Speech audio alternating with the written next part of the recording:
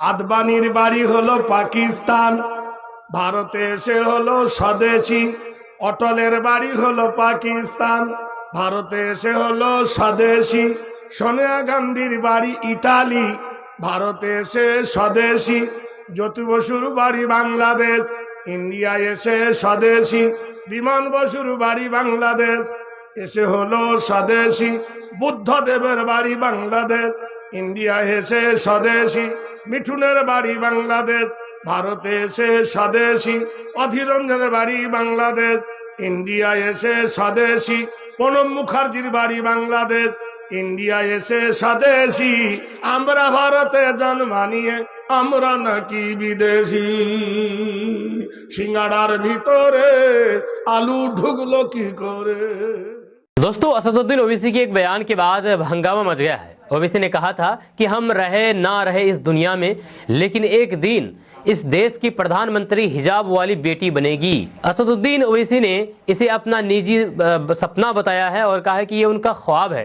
हालांकि अब इनके ख्वाब पर बहुत सारे लोग प्रतिक्रिया दे रहे हैं। ओवैसी के इस बयान के बाद से देश में नई राजनीतिक बहस छिड़ गई है। हम आपको इस पूरी खबर के बारे में विस्तार से डिटेल से बताएंगे।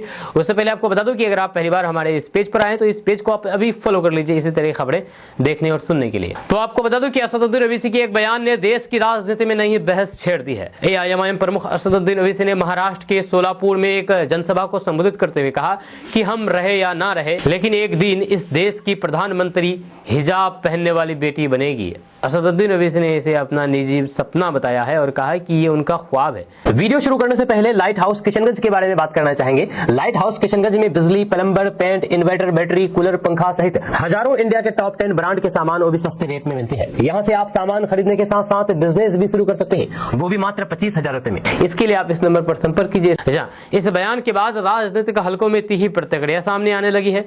असम के मुख्यमंत्री हेमंत बिस्वा शर्मा ने दिल्ली में मीडिया से बातचीत करते हुए असदुद्दीन ओवैसी के बयान पर कड़ा पलटवार किया है। उन्होंने कहा है कि ऐसा कभी नहीं होगा और भारत का प्रधानमंत्री हमेशा हिंदू ही रहेगा। हेमंत बिस्वा शर्मा के इस बयान के बाद मामला और ज्यादा गर्मा गया है। विवाद बढ़ते ही बीजेपी नेताओं ने भी असदुद्दीन ओवैसी पर हमला बोलना शुरू कर दिया। दिल्ली में कई बीजेपी नेताओं और हिंदू संतों ने इसे तुष्टिकरण की राजनीति करार दिया है।